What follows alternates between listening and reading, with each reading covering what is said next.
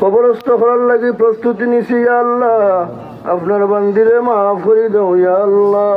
আল্লাহ আপনার বান্দির জীবনের সমস্ত কবিরা সগীরা শিরিক বেদা জানা জানা দেখিয়া না দেখিয়া যত গুনাহ খাতা করছেন তামাম আমরা তওবা করলাম। আমরা সুপারিশ করো আপনার বান্দিরে মাফ করে দাও আল্লাহ। আমরা জামাতের উসিলায় মাফ করে দাও আল্লাহ।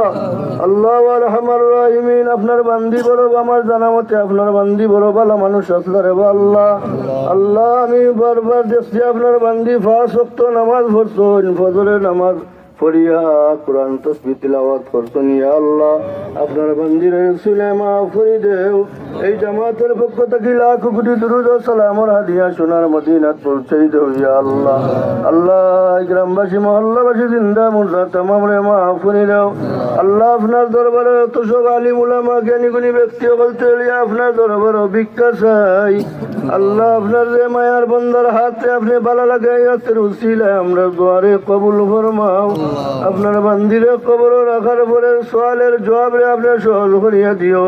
আপনার হাবিবর রওজা তোর শরীফের লগে সম্পর্ক লাগাই দিও ইয়া আল্লাহ। আল্লাহ আমরার পক্ষ থেকে লাখ কোটি দুরূদ ও সালামের হাদিয়া সোনার মদিনাত মায়া নবীর রওজা তোর পৌঁছাই দিও ইয়া আল্লাহ।